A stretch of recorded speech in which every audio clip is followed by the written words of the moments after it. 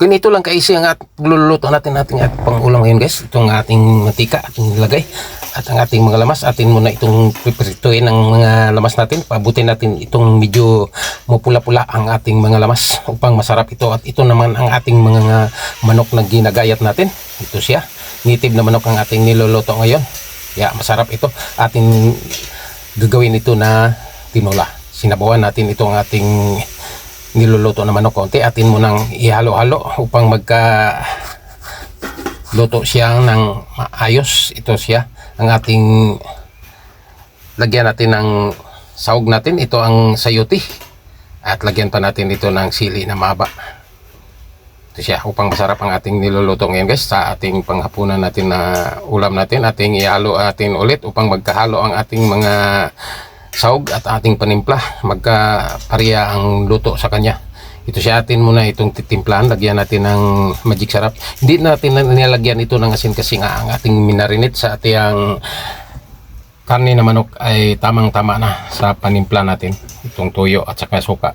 Kailangan na marinate natin ang ating manok bago pa natin lulutuin at nilagyan pa natin ng ground pepper upang mawala ito ng lansa. Ganito lang ang pagluluto ng simpleng luto pang bahay siya guys. Ito lang ang ating gagawin. Atin muna itong takpan natin ulit ang ating niluluto. Ito na siya guys, ang ating lagyan natin ng kaunting tubig pang sabaw natin, panghigop natin ng kaunting sabaw.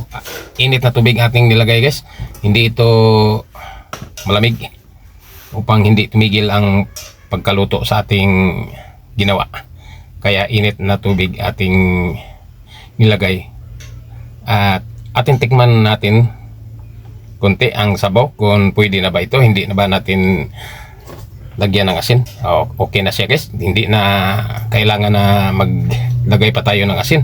Insakto at ngayon atin nang ilagay ang ating repolyo at sayote naman ang sahog sa ating tinola ngayon. Simple luto lang ito siya guys.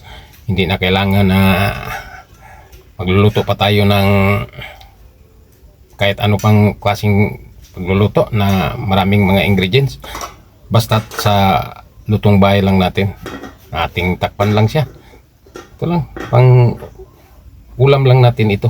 Hindi na kailangan na madami pang mga sahog natin. Ito siya guys, ang ating niluluto natin na ating tinola na manok na native ating niluluto kasi nga madami man tayong mga manok na laki. Ang laki na manok ang ating niluluto.